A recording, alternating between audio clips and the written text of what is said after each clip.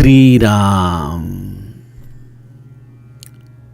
आप सभी के हृदयस्थ ईश्वर को वंदन करते हुए गोस्वामी तुलसीदास रचित श्री रामचरितमानस इस ग्रंथ का जो प्रथम सोपान अर्थात बालकांड का जो हम चिंतन कर रहे हैं, सज्जनों, यह हमारा कथा निरूपण क्रमांक 89। हमने पिछले का निरूपण में माता सती के हृदय की यह दाहकता, यह विरह का दुख उनके ही शब्दों में सुना। जब महादेव जी ने अपने हृदय में सत्य संकल्प कर लिया कि यद्यपि सती परम पवित्र है, त्याग के वह बिल्कुल लायक नहीं, लेकिन अगर मैंने सती का त्याग नहीं किया तो भक्ति मार्ग में बड़ा नुकसान हो जाएगा। और इसलिए अपने कर्तव्य को समर्पित महादेव ने माता सती के साथ तो रहने का निर्णय लिया, लेकिन अब इस तन के द्वारा वह प्रेम, वह हृदय में स्थान, इसकी उन्होंने तिलांजलि इस जन्म के लिए दे दी थी। और जब इसका अंदाजा सती को हो गया तो वो विधाता से एक ही चीज मांगने लगी कि अब विधि अस बूझिय नहीं तो ही शंकर विमुख जियावसी मोही। मुझे शंकर के विमुख यह जीवन देने से अच्छा, हे विधाता, आप मुझे मृत्यु क्यों नहीं देते हैं? और विधाता, अगर आप मेरे प्राक्तन के कारण बंधे हुए हो तो आप पर जो सत्ता कार्य करती है, ऐसे मेरे प्रभु रामचंद्र को मैं विनती करती हूँ, हे दीन दयालु, अब ऐसा कोई उपाय करो जिससे छूटूं बेगी देह यह मोरी, जिससे मैं मेरे देह से जल छुटकारा पा सकूं। इस तरह से मृत्यु की कामना करते हुए माता सती प्रभु रामचंद्र को प्रार्थना कर रही है। आइए आगे का कथा भाग सुने। एहि विधि दुखित प्रजेश कुमारी, अकथनीय दारुण दुख भारी। बीते संबत सहस 87, तजी समधि शंभु अविनाशी। राम नाम शिव सुमिरन लागे, जाने सती जगत पति जागे। जाई शंभु पद बंदनु कीन्हा, सन्मुख शंकर आसनु दीन्हा। लगे कहन हरि कथा रसाला, दक्ष प्रजेश भये तेहि काला। देखा विधि विचारी सब लायक, दक्ष ही कीन्ह प्रजापति नायक। बड़ अधिकार दक्ष जब पावा, अति अभिमानु हृदय तब आवा। नहीं को अस जन्मा जग माही, प्रभुता पाई जाहि मद नाही। दक्ष लिए मुनि बोली सब, करन लगे बड़ जाग। नेवते सादर सकल सुर, जे पावत मख भाग। सियावर रामचंद्र प्रिय हो।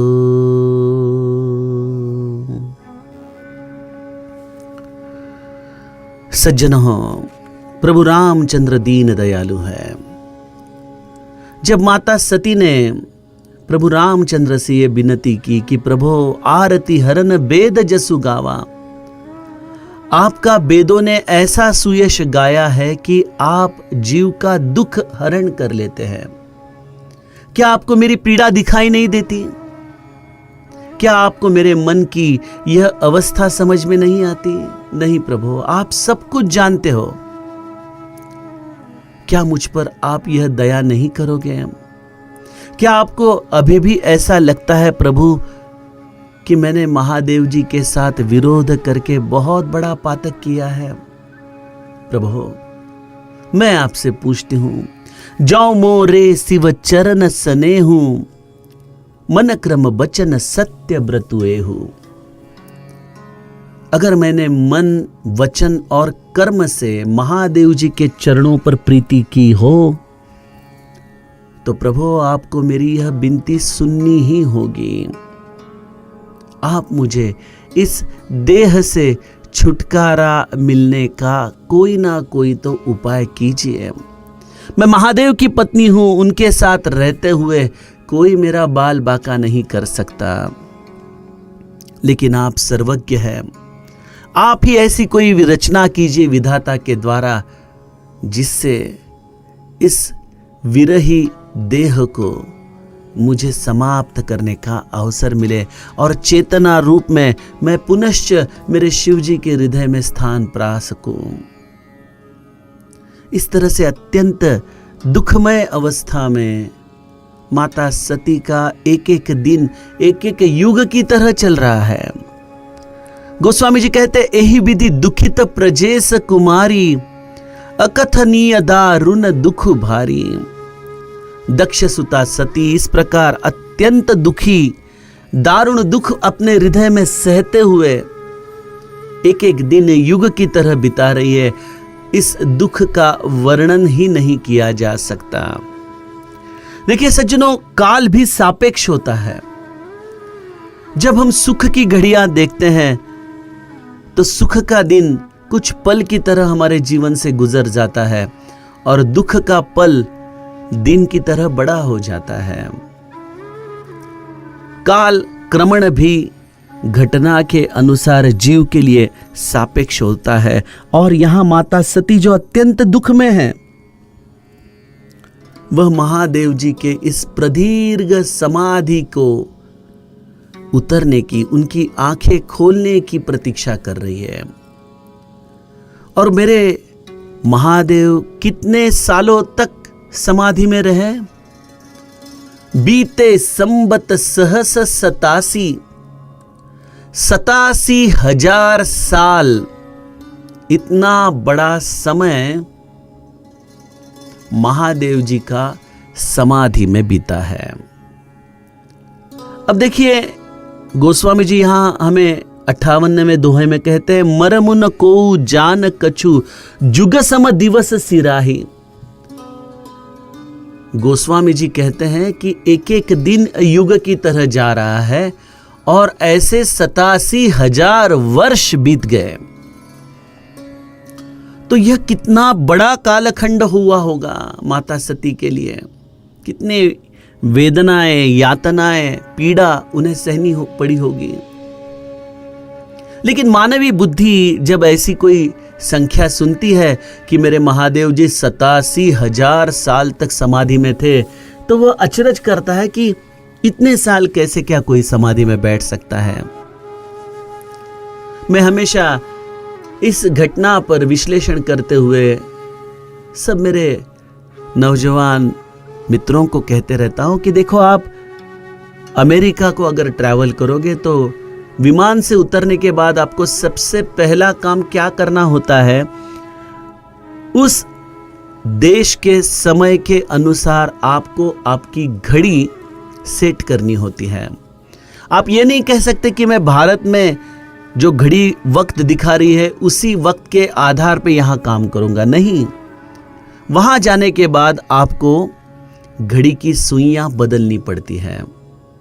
और यहां तो हम केवल एक सतल पर घूम रहे हैं, पृथ्वी के एक भूभाग में, एक देश से दूसरे देश में जा रहे हैं, तभी भी हमें अपनी घड़ियां एडजस्ट करनी पड़ती है। यहां महादेव जी इस पारलौकिक कैलाश में समाधि में बैठे हैं और यह पारलौकिक समाधि एक विलक्षण काल के अनुसार चलती है। उसकी गणना हम भूलोक के लोग अगर करने जाए तो उसकी संख्या बहुत ही बड़ी हमें दिखाई देती है। जैसे कि यहाँ हम पृथ्वी लोक में इस रामचरितमानस का चिंतन कर रहे हैं तो हमें अपने समय के अनुसार 87,000 वर्ष का काल महादेव के समाधि के लिए देना पड़ रहा है। तो वास्तव में यह कितना काल होगा जो महादेव के समाधि का कालखंड है, वो कितना हो सकता है? इसके लिए हमें समर्थ दास बोध के आधार पर इसका थोड़ा अभ्यास करना पड़ेगा। देखिए, यह पृथ्वी एक युग के बाद कल्पांत में निकल जाती है। एक युग जो अर्थात एक कल्प जो 4 युगों का बना है, उसमें सत्य युग है, त्रेता युग है, द्वापर युग है और कली युग है। इसकी रचना ऐसी है कि कली युग 4,32,000 वर्षों का होता है, द्वापर युग 8,64,000 वर्षों का होता है, त्रेता युग 12,96,000 वर्षों का होता है और जो सत्य युग है वह 17,28,000 वर्षों का होता है। अगर हम इन 4 युगों के वर्षों की अगर बेरीज करें, उसमें एक के साथ जोड़े तो 43,20,000 वर्षों का एक युग होता है। कितना? 43,20,000 ईयर्स इज 1 युग। तो इतना बड़ा कालखंड इस ब्रह्मांड का, इस भूलोक का एक युग हो जाता है और वह एक युग ब्रह्मदेव के 12 घंटे होते हैं। जैसे हम देखते हैं कोई आदमी ड्यूटी को जाता है, 12 घंटा वो ड्यूटी करता है और 12 घंटा वो रेस्ट करता है।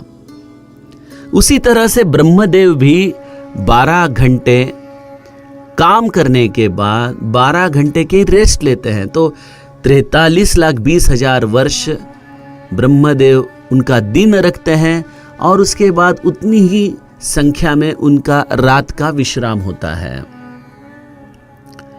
ऐसे ब्रह्मदेव के 1,000 दिन जब बीतते हैं तो महादेव का 1 घंटा होता है।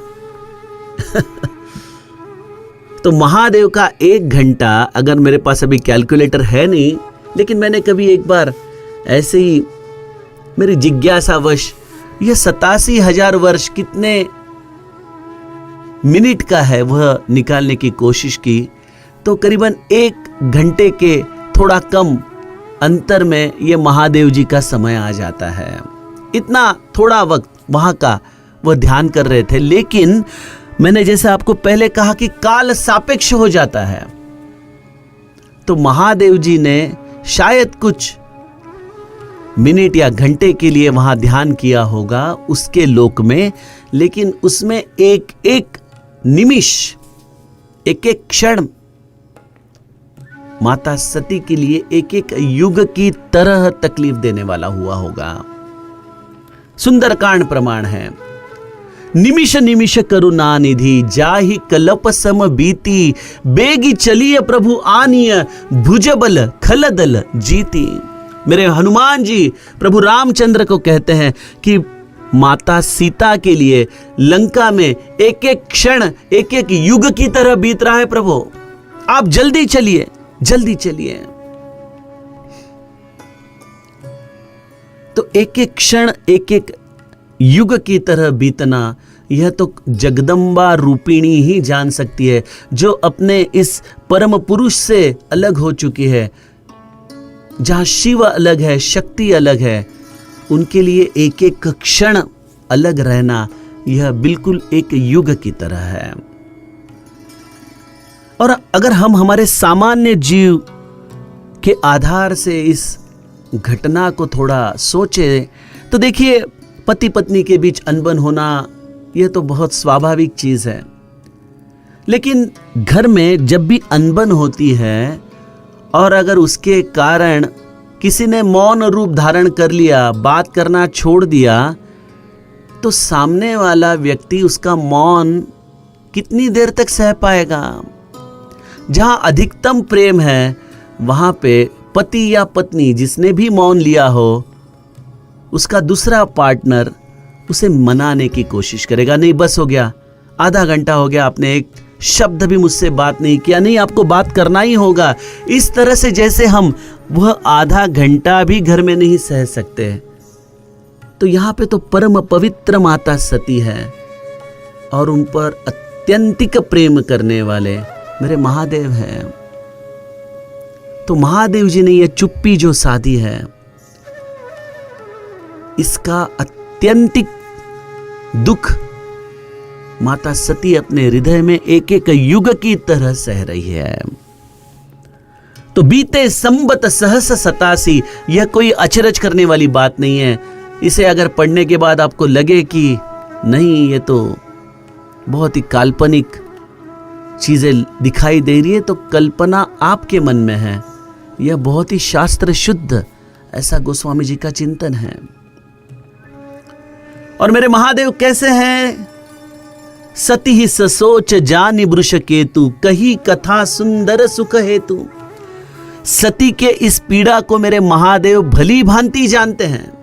वह अवढरदानी है, कर्पूर गौरम करुणावतारम, वह करुणा के अवतार है। वह अपने इस पत्नी का दुख, यह पीड़ा वह भी कैसे क्या सह पाएंगे?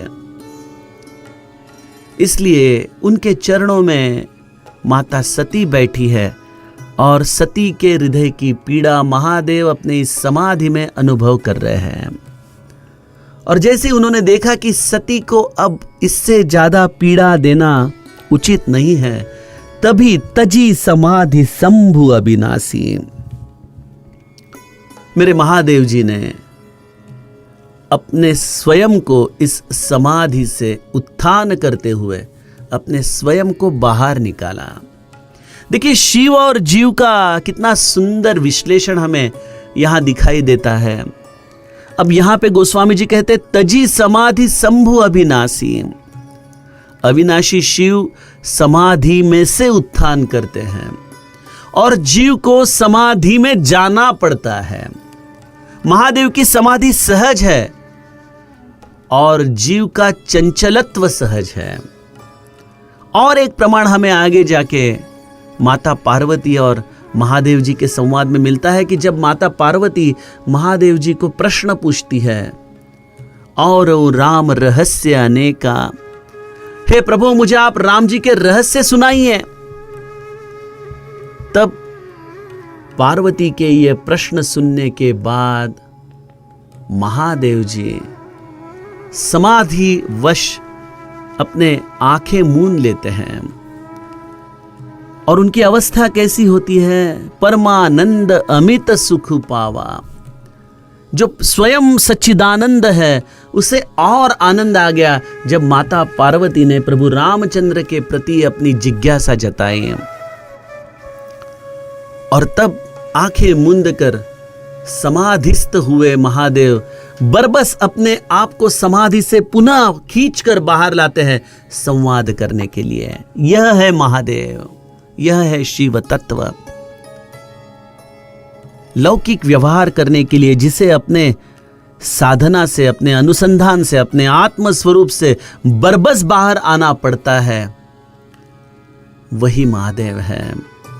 ऐसे महादेव ने अपने समाधि का त्याग किया और शिव जी के राम नाम का वह सुमिरन करने लगे। राम नाम शिव सुमिरन लागे।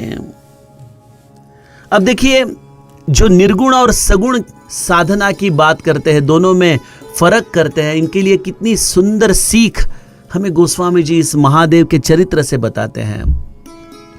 महादेव जी ने समाधि कैसी ली है? लागी समाधि अखंड अपारा, शंकर सहज स्वरूप सम्हारा। महादेव जी अपने सहज स्वरूप में निमग्न हो गए समाधि में। तो ऐसे सहज स्वरूप में ना नाम है ना रूप है, बस उसके साथ तद्रूप होना, यही सहज समाधि है। तो ऐसे सहज समाधि में महादेव जी निमग्न हैं और समाधि में से बाहर आते ही महादेव जी राम नाम शिव सुमिरन लागे।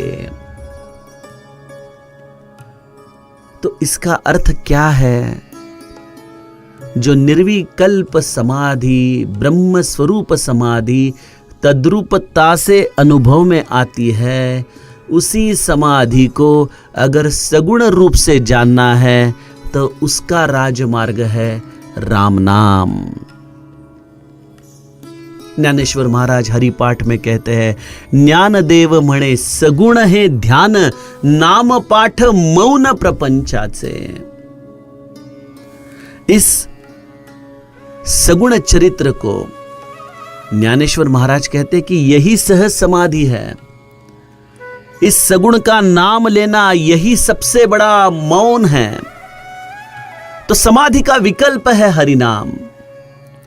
तो निर्गुण निराकार की समाधि आप अपने स्वरूप के अनुसंधान से कर सकते हैं और वही अवस्था सगुण भक्ति करने वाले को हरि नाम वैखरी से जपने के पश्चात प्राप्त होती है। राम नाम शिव सुमिरन लागे। तो महादेव जी सगुण साकार होते ही राम नाम और निर्गुण निराकार तत्व में अपने स्वरूप से निमग्न। और जैसे ही उन्होंने राम नाम लेना शुरू किया, सती ने जाना कि मेरे प्रभु समाधि में से अब बाहर आए हैं। जाने सती जगत पति जागे। मेरे गुरु कहते हैं कि आंखें खुली रखकर अगर समाधि का अनुभव करना है तो उसका एक ही मार्ग है राम नाम। तो आंखें खुली है, व्यवहार चल रहे हैं, लोगों से संवाद हो रहा है, लेकिन समाधि की स्थिति वैसी की वैसी ही है। यह अद्भुत स्थिति का अनुभव आपको राम नाम से प्राप्त हो सकता है। तो कहने का मतलब यह है कि महादेव जी नित्य समाधि अवस्था में ही है। अगर वह सगुण साकार कोई वार्तालाप कर रहे हैं तो भी अपने हृदय से वह कभी अपने स्वरूप से दूर नहीं होते, क्योंकि वह राम नाम छोड़कर और कोई बात ही नहीं करते हैं। राम कथा छोड़कर उनके हृदय में कोई संवाद नहीं है। राम का ध्यान यही इनका सगुण दर्शन है। ऐसे महादेव जी की समाधि निरंतर है। सती ने देखा कि मेरे प्रभु जग चुके हैं। सती महादेव जी के चरणों में जाती है। जाई शंभु पद बंदनु कीन्हा, सन्मुख शंकर आसनु दीन्हा। देखिए, जो ऐसे नित्य समाधि में हैं, राम नाम ले रहे हैं, वह अपने संकल्प को कभी भूलते नहीं। वह अपने किए हुए निश्चयों को कभी भूलते नहीं। महादेव जी ने संकल्प किया था कि अब इस तन से सती अब मेरी पत्नी नहीं हो सकती। तो अगर वह पत्नी नहीं है तो उसे अपने बगल में आसन देने की कोई जरूरत नहीं। जैसे ही मेरे महादेव जी ने आंखें खोली और सामने सती को पाया तो उन्होंने सती को बड़ी आदरता से आसन दिया, लेकिन कहां? सन्मुख शंकर आसनु दीन्हा। सती को महादेव जी ने अपने सामने बैठने के लिए आसन दिया है। और इससे एक पत्नी के लिए और दुख की बात क्या होगी कि इतना विरह सहन करने के बाद महादेव जी की समाधि उतरने के लिए वहां अत्यंत दारुण दुख सहन करते हुए उनके चरणों के पास बैठने के बावजूद भी जब महादेव संवाद करना चाहते हैं तो वह अपने बगल में आसन नहीं दे रहे हैं, अपने सामने आसन दे रहे हैं। इसका कारण है शिव संकल्प। यह सत्य का संकल्प है। यह हमारे जैसे जीव का संकल्प नहीं। जैसे नया साल चालू होने के बाद हम सब नए नए संकल्प करते हैं। कोई सोचता है कि इतने दिन मैं जिम जाऊंगा, कोई कहता है मैं घूमने के लिए जाऊंगा। हम पूरे जूते लाते हैं, ड्रेस लाते हैं, सब कुछ करते हैं और 5-6 दिन हमारा वह संकल्प कैसे तो टिकता है और उसके पश्चात हम पूर्ववत हो जाते हैं, बोलते हैं अब अगले साल देखेंगे। यह जीव के संकल्प है, वह हम अपनी सुविधा के साथ निभाते हैं और अपने फायदे के आधार से हम उसको त्यागते भी हैं। लेकिन शिव संकल्प यह स्थिति ही अलग है। उसमें स्वयं की इच्छाओं को त्याग कर, स्वयं के सुख को त्याग कर, यह शिव संकल्प महादेव जी ने अपने हृदय में किया है। इसलिए उस संकल्प का निर्वाहन हर स्थिति में मेरे महादेव कर रहे हैं। उन्होंने माता सती को अपने सामने बैठने के लिए आसन दिया और उनसे संवाद तो करना था, क्योंकि उन्हें महादेव जी से कुछ सुनना था। वो जानना चाहती थी कि प्रभु आपने ऐसा कौन सा संकल्प किया, मेरे से ऐसी क्या गलती हुई प्रभु, क्या आप मुझे माफ नहीं करोगे? लेकिन महादेव जी ने इन समस्त चीजों पर चुप्पी साधी है। सती उनके आंखों में देखती है कि शायद वह पुराना प्रेम, वह उनकी पुरानी आस्था मुझे नजर पड़े, लेकिन महादेव जी के हृदय में अब वह कोई भाव नहीं है सती के प्रति। एक यंत्र के जैसे माता सती के साथ महादेव जी रह रहे हैं, कोई संवेदना नहीं है उसमें। और जैसी ही आंखें खोली महादेव जी माता सती को हरि कथा सुनाने लगे कहन हरि कथा रसाला। अब देखिए यहां पे हरि कथा कहने के कई उद्देश्य हो सकते हैं। पहला तो मुख्य कारण है कि मेरे महादेव जी जो भी संवाद करेंगे वो हरि के सिवा और क्या करेंगे। उन्हें तो नित्य इस वाणी के द्वारा हरि का ही गुणगान करने में अत्याधिक सुख प्राप्त होता है। यह पहली चीज है। दूसरी चीज है, अगर माता सती के साथ यह संवाद क्यों हो रहा है, इसके ऊपर अगर हम थोड़ा चिंतन करें तो शायद महादेव जी जानना चाहते हैं कि मेरे इस समाधि के दरमियान क्या सती के हृदय में जो पश्चाताप है वह मैंने हरि कथा ठीक से नहीं सुनी, क्या मुझे मेरे प्रभु पुनश्च हरि कथा सुनाएंगे, इसके प्रति है, या एक पति के हृदय से अपना स्थान गंवाने का दुख उसे हो रहा है। और जब हरि कथा सुनाने लगे तो मेरे महादेव तुरंत जानना चाहते हैं सती के भावों से। वक्ता तुरंत जान लेता है कि श्रोता कथा में कितना रस ले रहा है। अगर श्रोता अपने अंतःकरण के द्वारा ही कथा सुनने लगे तो वो रोमांचित हो उठता है, उसे समय की सूझबूझ नहीं रहती, वह कभी घड़ी की तरफ नहीं देखेगा, ना कभी वक्ता के द्वारा कही गई चीजों में विकल्प करते रहेगा। वह तो केवल कथा का रसस्वाद लेता रहेगा, रोमांचित होता रहेगा, सजल नेत्र से कथा सुनता रहेगा। ऐसा सद्भाव क्या माता सती के हृदय में जागृत हुआ है, यह मेरे महादेव जानना चाहते हैं। और इसलिए मेरे महादेव लगे कहन हरि कथा रसाला। और महादेव जी ने देखा कि सती ने जैसे ही कथा सुनाने के लिए महादेव जी ने संवाद शुरू किया तो कुछ क्षणों तक कथा में रस लिया, क्योंकि वो केवल महादेव जी के शब्द सुनना चाहती थी। लेकिन तभी प्रभु रामचंद्र की यह शक्ति, यह निज माया अपने शक्ति के द्वारा सती ने किए हुए विनती के अनुसार व्यूह रचना वहां करने लगी। सती ने क्या मांगा था? सती ने मांगा था कि प्रभु अगर महादेव जी मुझे पुनः अपने हृदय में स्थान नहीं दे सकते तो क्या मुझे इस देह से छुटकारा प्राप्त होने का आप कोई उपाय रच सकते हो?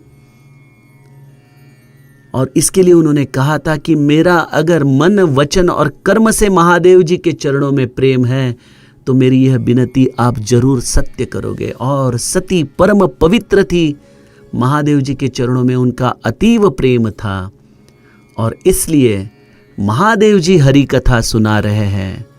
लेकिन सती इस बार भी महादेव जी के द्वारा कही गई कथा में अपना अंतःकरण एक रूप नहीं कर पा रही है। ऐसा कौन सा विक्षेप इस माया के द्वारा अब महादेव और सती के बीच में आने वाला है सज्जनों? आइए उस कथा प्रवाह का चिंतन हम कल के कथा निरूपण में देखें। जानकी जीवन स्मरण। जय जय राम।